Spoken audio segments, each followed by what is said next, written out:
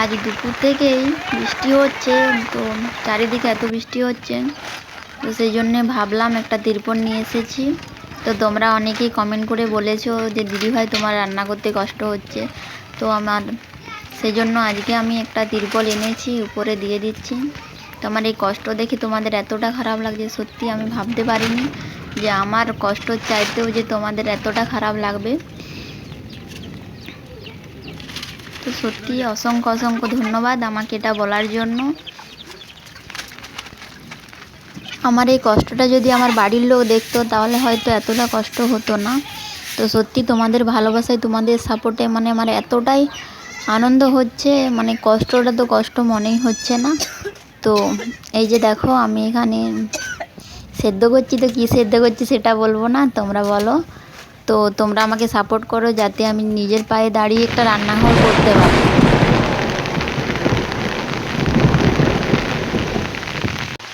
পাশে থাকো, এভাবেই ভালোবাসা দাও। প্লিজ ভিডিওটা লাইক করবে, চ্যানেলটা সাবস্ক্রাইব করবে, কারণ তোমাদের মানে একটা লাইকে একটা সাবস্ক্রাইবে মানে এতটাই মানে আনন্দিত করে তোমরা ভাবতে পারবে না। তো এই গরিবকে একটা লাইক করে দিলে, একটু সাবস্ক্রাইব করে দিলে কিছু অসুবিধা হবে না।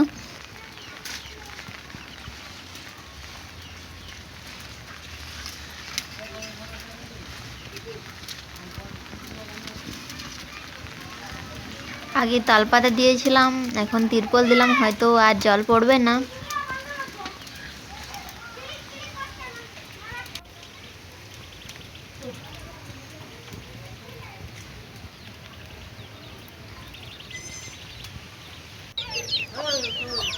তো এরপর আমি যাব বাসন ধুতে। তো আমাদের এখানে ঠায়ে কল নেই, সাবমার্সেল নেই, পুকুরও ঠায়ে নেই।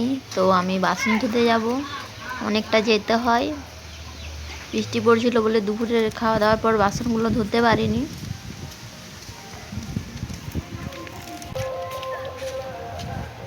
তো আমরা যেখানে ধুতে যাই সেখানে হচ্ছে নদীর সাইড হয়ে একটা ছোট নদী এসেছে আমাদের এদিকে। তো আমরা ওখানে বাসন ধুই,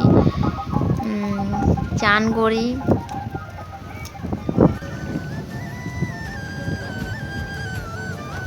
তো এই যে আমি চলে এসেছি এর পাড়ে। তো এখানে নামতে উঠতে অসুবিধা বটেই, তো কারণ জল হলে পুরোটাই ভর্তি হয়ে যায় বলে সেজন্য এখানটা ভালো করে বাঁধানো হয়নি। এইভাবেই আমরা সব নামা ওঠা করি। তো ভিডিওটা দেখার জন্য অসংখ্য অসংখ্য ধন্যবাদ।